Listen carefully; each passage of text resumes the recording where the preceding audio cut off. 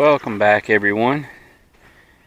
We're out here by the garden spot, and spring is here, and we're preparing to get the garden ready to plant here in another week or two. I disced over it last weekend just because it had been sitting there all winter, and so I'll probably go over it again and use the tiller, get it all ready here in another week or two. That's some winter stuff that Spencer's wife Emily planted last fall, and so leaving that to let it do what it's going to do. But anyway, this morning the video is about getting the old Super A1. Get her out, get her greased up and kind of serviced before she starts doing her duties in the garden. That's about all I use it for, is the gardening stuff, you know, tilling, plowing the garden and making the rows, doing all that kind of stuff. But let's just see. She's been sitting here all winter. I have had a solar battery tender on her. Let's just see if she'll fire up after sitting here all winter. Okay, I do keep the gas turned off. You got a little petcock right under there to turn the gas on. And as you can see, she's covered with pollen. Boy, that pollen has been rough this year so far. So we'll get her out there and at least wash a little bit of that off. Alright, so let's put her in neutral. I'm going to pull this button out. Maybe give it just a little bit of gas. She's usually a little cold-natured, so let me see if I can sit this camera down. Try to get her started here. Probably have to use a little bit of choke here. Alright, let's see. Make sure we got her in neutral, because this thing will start with it in gear, so you always want to be sure you got it in neutral there.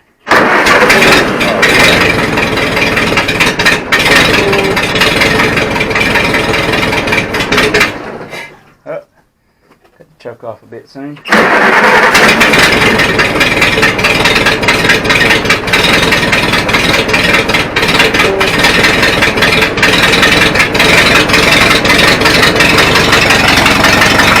There we go. Sitting there all winter, fired right up.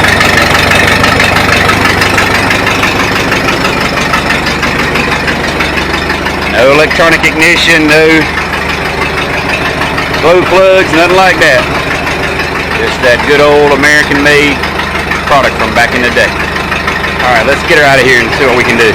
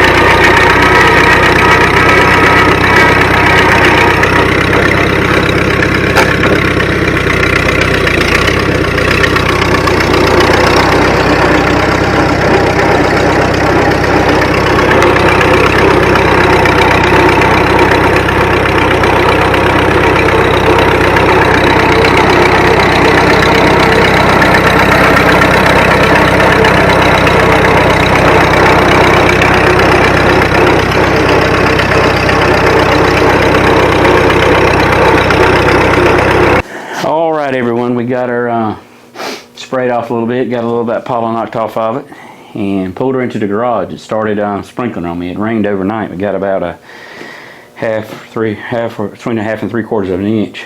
So what I'm looking to do is just a routine checkup on her before we get her, you know, started too much in the garden. We're going to grease all the fittings, and by the way, I just went around and tried to count them. There's 20 grease fittings. Now I'll show you up front here. There are 2 in this steering box here. It originally was filled with gear oil. It leaked quite bad, so I ended up just filling it with grease. I only probably use this tractor 4 or 5 hours a year during the gardening season, so you know, things like that. You can fill that box with grease and keeps it lubricated a little bit. So I'll hit it with an extra squirt or two of grease. But there were 2 fittings on that grease box that I added, the steering box rather. I'm going to do that. We're not going to change the oil. We changed that last year, and as I say, only, you know, using it a few hours a year. We'll check the oil, of course, and you know, check all the tire pressures, get them up to par, and you know, just kind of look over and see if there's anything else that looks like it needs attention, anything loose or whatever. But just getting her ready to start doing her duties in the garden. Man, this is one of my favorite tractors. The Super A1. If you haven't seen, I'll put a link at the end of this video. You know what distinguishes this as a Super A1. I did a whole separate video on that. Some unique things that I think between the transition of the original Super A and then the what was it, the 100, I believe. They had a period there that they had, I want to say it was only around 13 or 1500 of these Super A1s. There's no markings on it that designates Super A1 as far as the labeling, but there are quite a few things, you know, with the front grille, the steering wheel, some of the castings, you know, quite a few things. The engine is different. So check out that video if you want to see the details of exactly what, you know, a Super A1 has. All right, well, let's get busy with the grease gun. All right, yeah, across the front here, gosh, and the steering link arms and everything here, we got 1, 2, 3, 4 across here, 2 on the wheel assemblies here, so we got 6 right here across the front. That all right, let's see here, the old lock and lube comes in very handy.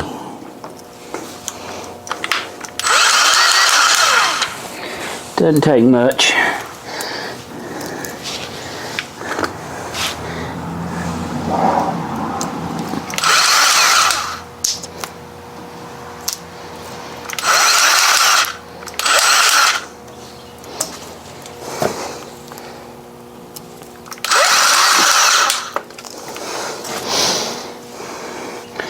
Lots of times I end up getting more grease on me than I do on a tractor.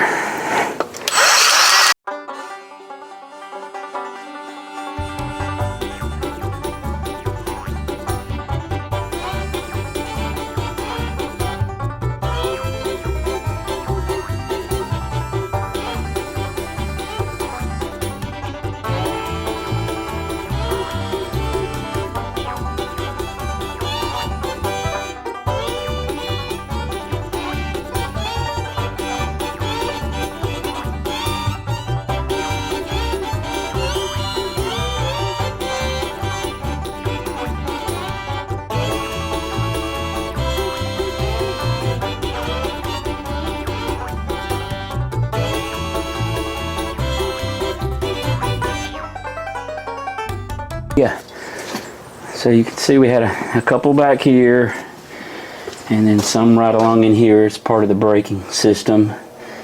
Some up here that's part of the hydraulic arms, you know, that take the plows up and down.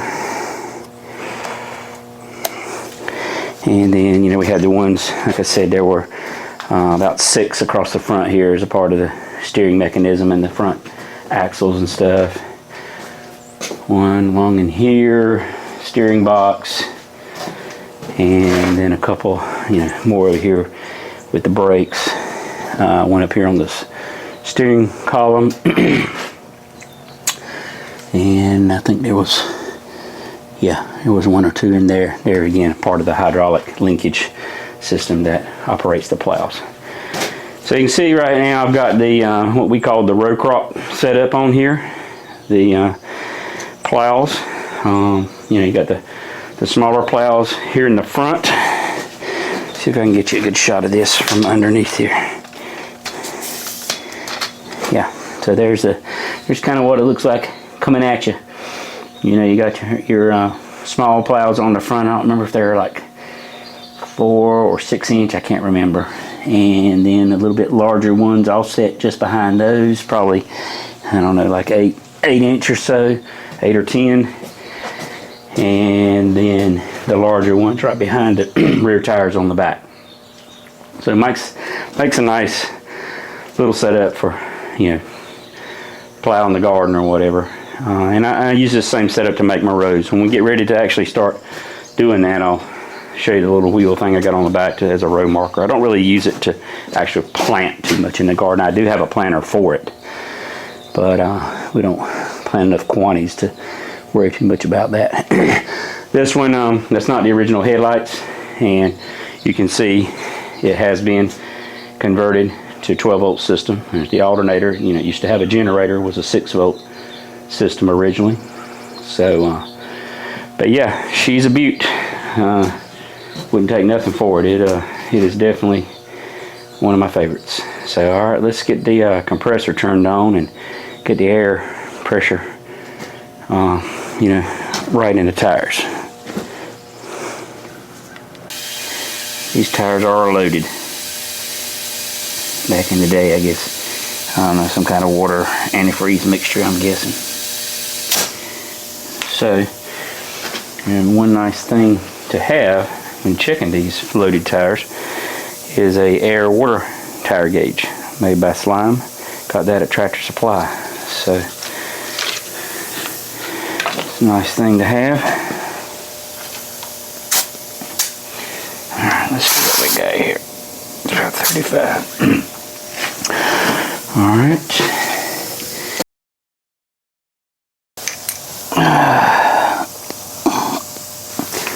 That one's a little tight.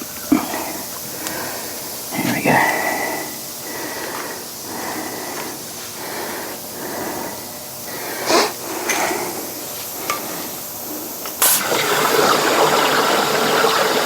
You can hear that water. I don't know how well you can hear that, but that looks about right.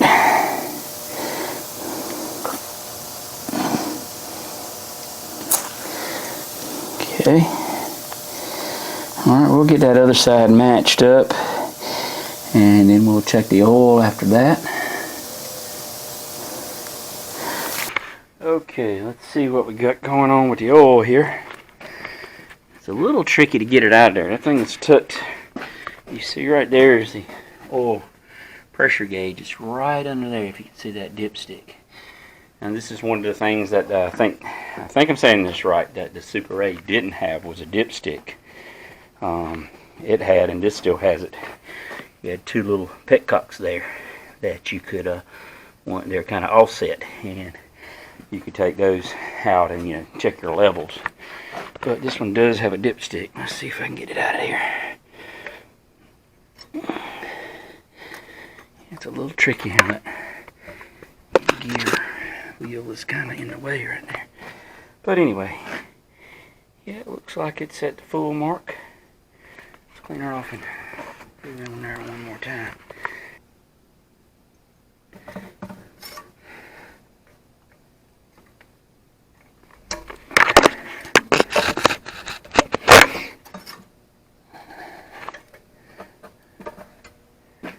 Oh yeah. Yeah, she's good to go. You can see that oil is not like super dark. See, I changed it last year and just don't put that many hours on it. Alright, the one other thing, we're going to go around to the other side here. It does have a hydraulic fluid reservoir right here.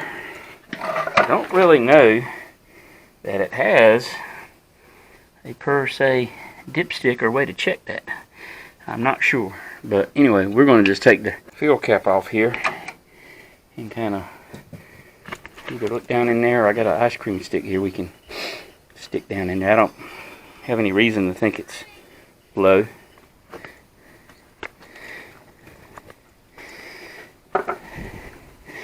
Alright, so we got that fuel cap off there now. Oh yeah, barely stick it down in there and we're getting fluid, so it's near the top there, so I'm not worried about that. I just changed that fluid, I don't know, maybe 2 years ago.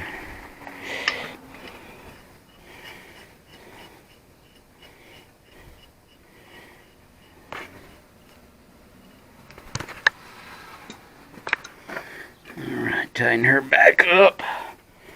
Alright, and we do have a couple of plugs right there for the gearbox fluid, and it does have a few leaks, so we might open that up and just take a look and make sure we can see some fluid down in there.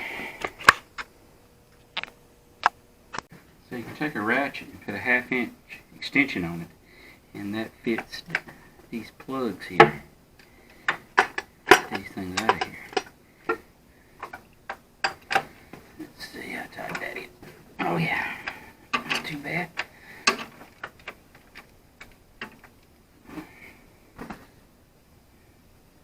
I'm gonna do this without getting a little greasy.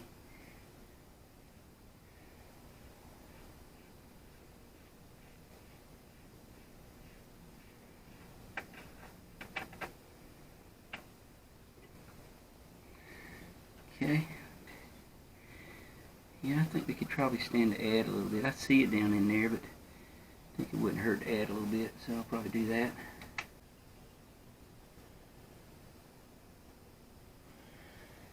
Okay. It needs a whole lot.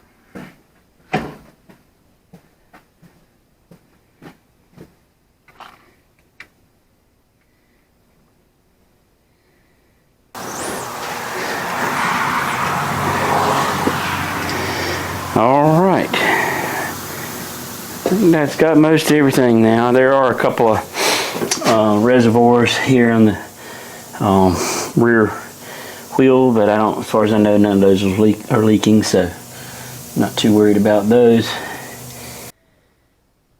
One other thing I want to check here is the coolant. Make sure she's topped off. Looks like it. A little light down in here and see if that's the case. Yep, I don't know if you can see that, but looks like there's plenty of coolant in there. So I think we're good to go on that.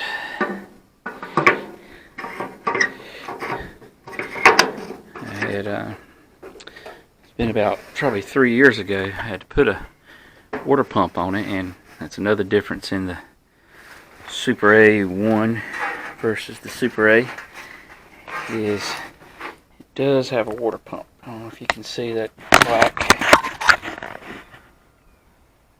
water pump right down in there, behind that pulley there with the belt. Super A1 has one, Super A does not. We'll back her out now, and I do want to clean the plows off, so we'll get her out there in the yard. It finally stopped raining now, so.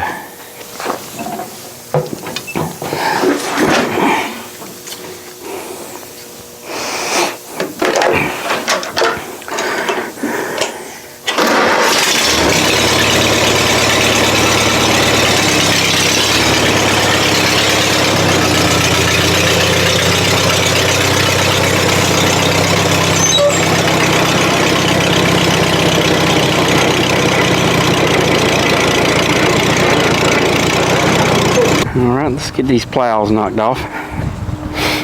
Keep a hammer on here. I like to, as the dirt accumulates on these plows, you want to clean it off every now and then, because, obviously plows better. And you don't want to take that dirt if you got multiple areas that you're doing gardens or whatever, and you got some kind of invasive weeds or something like nut grass or whatever that's in one field. You don't want to take it from one field and transfer it over to the other. So clean these things off every now and then. Tap them with a hammer.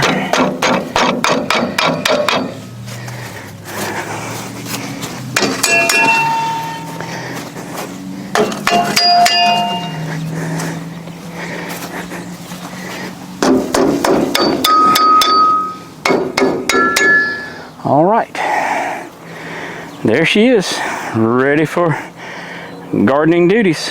We'll maybe make another video when we get busy in the garden. Probably end up using all 3 of my tractors in that. Probably use the Massey to do the initial disking it up again, put the tiller on the back of the Coyote and get it all smooth and ready, and then we'll use the old girl to make some rows. All right, thank y'all for joining me. Hey, before you leave, how about hit that subscribe button? Thank you. I really appreciate y'all being here. Catch you next time.